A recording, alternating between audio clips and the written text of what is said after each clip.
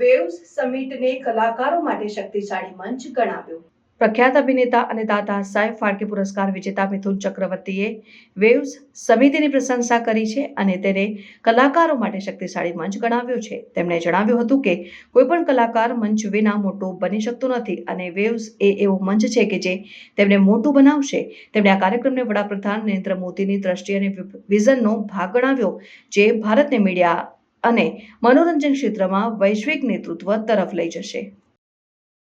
Web 2025 एक ऐसा अनूठा प्रोग्राम है जो इंफॉर्मेशन और broadcasting ministry government of India द्वारा लिया गया है.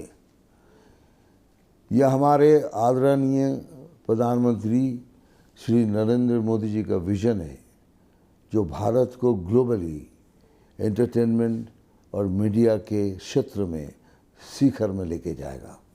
कोई भी आर्टिस्ट बिना प्लेटफॉर्म के बड़ा नहीं होता और वेब्स वो प्लेटफॉर्म है जो आपको बड़ा बनाएगा. कोई शक